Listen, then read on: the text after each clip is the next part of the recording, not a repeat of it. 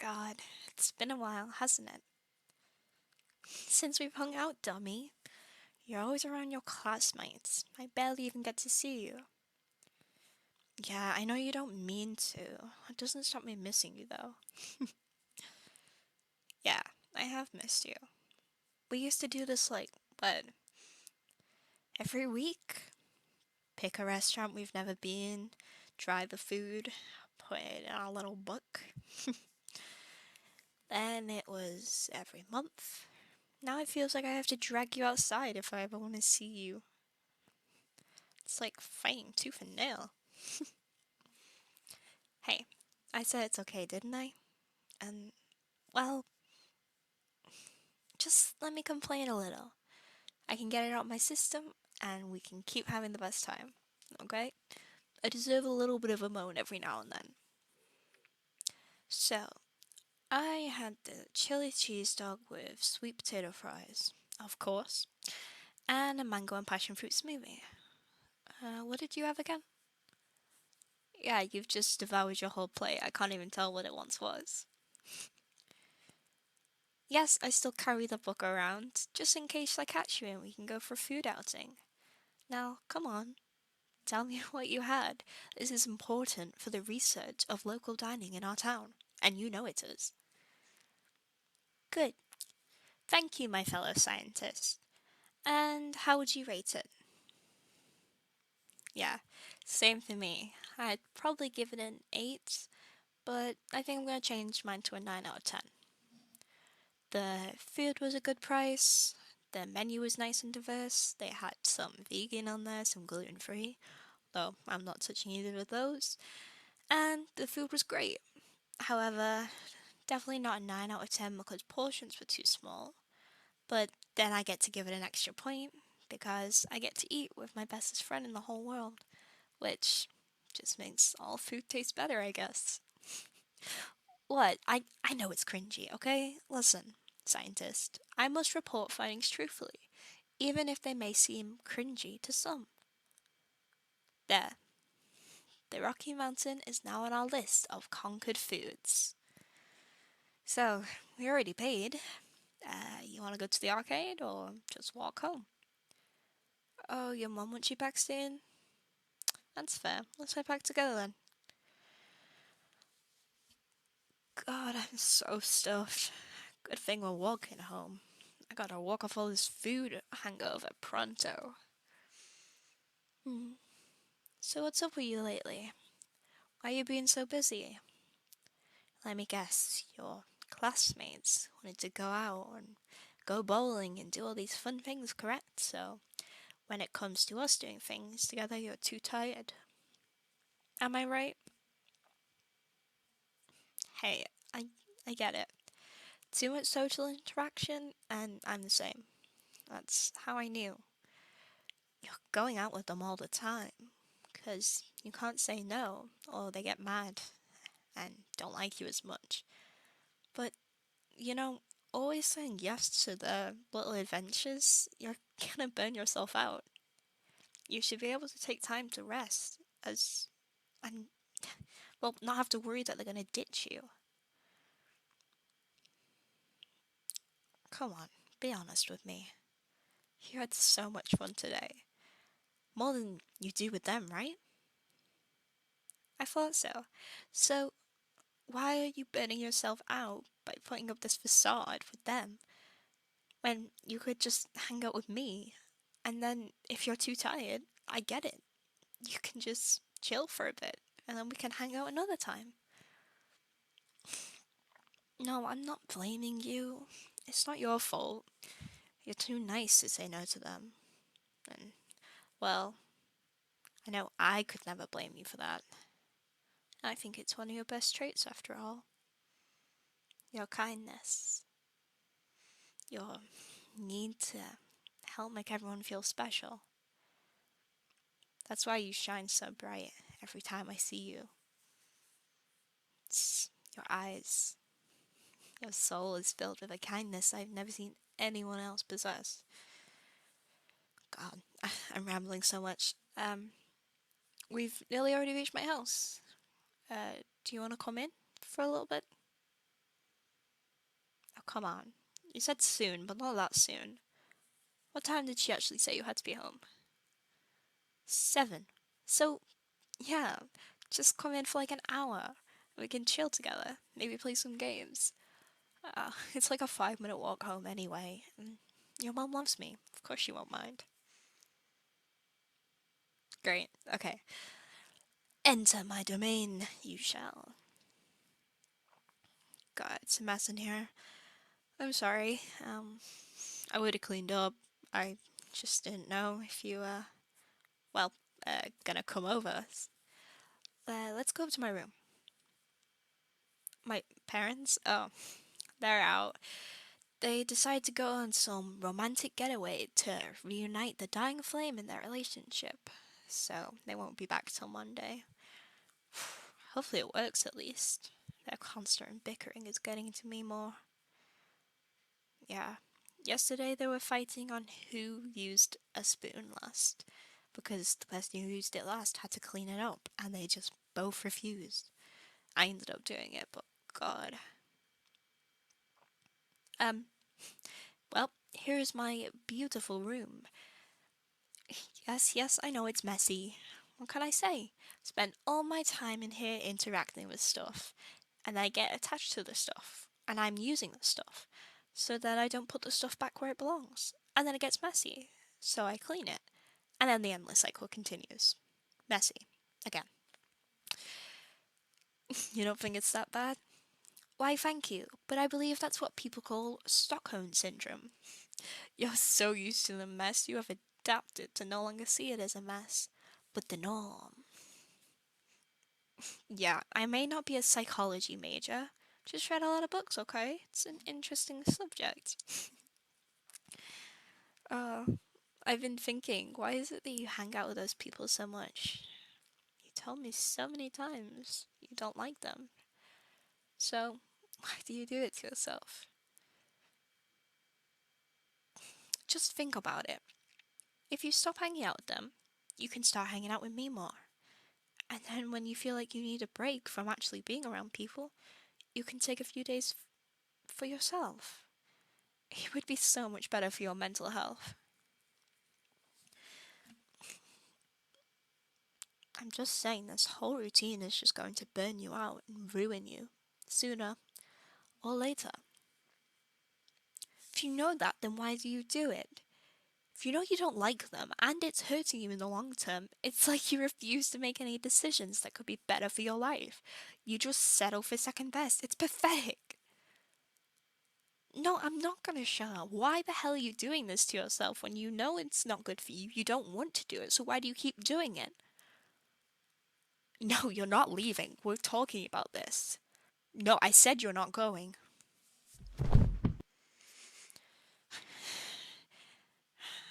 You're not going anywhere. Huh, you're awake now. Wonderful. No, I'm not going to untie you or remove the gag. But you are going to stop crying and listen to me. Good. You've gotten so used to what is your norm. You live for the pleasures of others and think nothing about yourself. If your friends told you to, you'd stop breathing if it so pleased them. So I thought, why? Why won't you do that for me? And I thought and I questioned and I had no fucking clue why. That is until I realized you never choose to be their puppet. You just let them make you one. You never said no, but it's not like you made the decision to let them attach strings to you.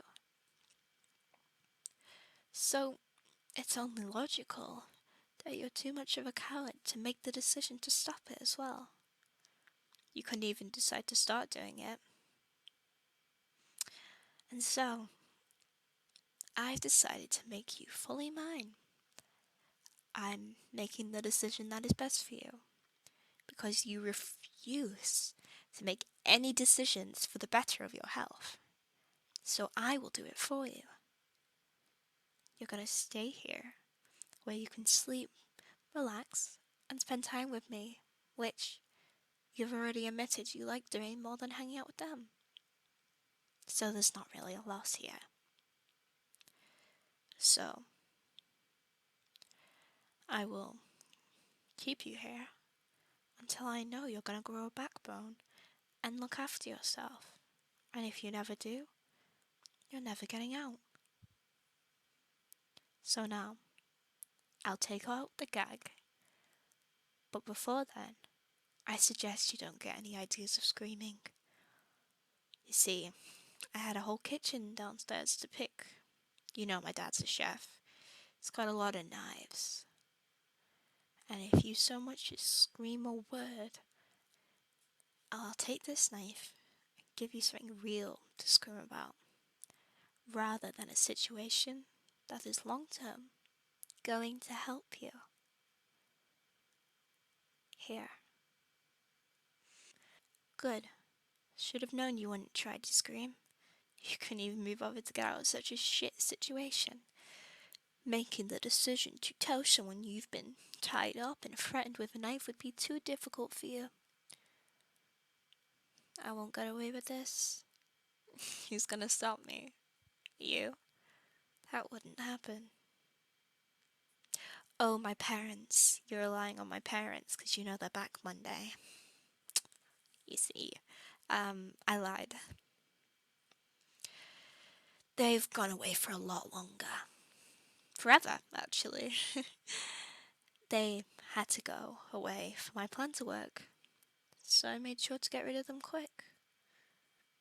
What do you mean, what did I do? I killed them. That way, I have this house all to myself. They retired, so now that I have all their information, they gave me their card details. The house has a fully paid off mortgage. Nobody is expecting them, and their cards will keep paying for the bills. This house and you are both mine now, and you aren't going to do anything about it, and they ain't going to come and save you.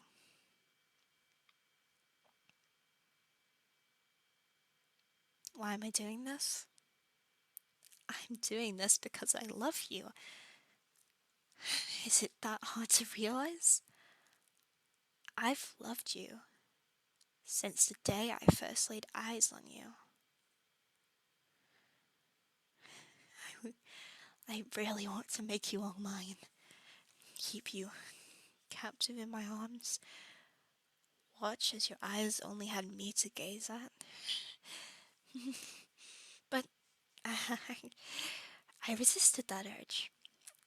I was always told that my urges should be controlled to not scare people. So I kept them under control. I was never going to do this. I never wanted to keep you captive, but you couldn't help yourself. You just kept making bad choices. First, you went to a different college than me, so we hung out even less. Then you start hanging out with those friends more, and then you have the nerve to stop hanging out with me nearly altogether. And instead, you hang out with those pieces of trash. You start getting more depressed. You want to hang out, but you're too drained or too tired, or you just don't want to live anymore. You stop eating well. You stop doing any form of exercise. You isolate. All terrible choices. You did this to yourself. If you can't even look after yourself, then I will do it for you. You're so incapable, it's the only way. Don't worry though. Didn't I tell you? I did my research. Stockholm Syndrome is pretty easy to achieve. There's not a lot of studies done on it since it's unethical to study, but from the assumption that humans are so adaptable, they are always wanting to adjust to a situation they're in for the betterment of their mind. And just like before, that's what you'll do again. You adjusted to those pieces of trash treating you horribly, draining you of all your love in the world. And you will adjust, and soon you'll love me just as much as I love you. You won't need to be tied up or have a gag in your mouth. The only rope you need to use will be your own heart, keeping you right by my side from the effects of captivity and prolonged isolation, with only me for comfort. I can't wait for that day. The day you're completely mine, and I can take care of those bastard friends of yours, and you'll thank me with a smile for doing so, as my hands drip with their blood. Maybe I'll even make you lick it off of them. Oh, look at you, as pale as a ghost. What? You thought that I was going to be kind just 'cause I love you? Pet, yes, I'm calling you that now. You don't deserve to be called something human. You don't make decisions like a human. You follow orders like a dog. I tried so many times to be kind to you, and you just drew further away from me. So now, I'm going to do things my way. And if I don't succeed, well, I have years at least to keep trying. And you will submit. Now, I think it's about time you get some rest. You didn't sleep at all last night, hanging out with those bastards. Now is the time to forget about your old life and very quickly adjust to your new one. I've even made you a schedule. First, I'll wake you up, probably around 10. That'll give you enough time to sleep in. I'll give you a big breakfast. I'll let you go to the toilet. And then I'll leave you here while I go to work. Alone, cold. And as soon as I come back, I'll give you a nice warm blanket. And I'll give you more food. And then I'll leave you again, cold and wanting. That way, every time you see me, you'll associate me with that warmth and happiness you get from not being cold and alone anymore. It will make the transition to love a lot easier, I think. At least that's what the psychology book was hinting at. I think it was called operant conditioning. Might have been classical conditioning though. No, I think. Oh, yeah. I. Well, classical conditioning was the idea that this man Pavlov, he had a dog, and he made it so every time the bell rung, the dog would salivate, because he associated the bell ringing with then getting food. So it was kind of like a hint to him. And so every time you feel warmth and happiness, I'll be there. So you associate it with me. Ugh. Your tears are so pretty. I can't believe anyone convinced me not to get them out of you. I should have done this a long time ago, but I'll make up for lost time. Goodbye, pet. I'll see you later, okay? I'll bring you some food. Get some rest. Oh, and I am putting the gag back in. Don't try and... Don't try anything. Okay?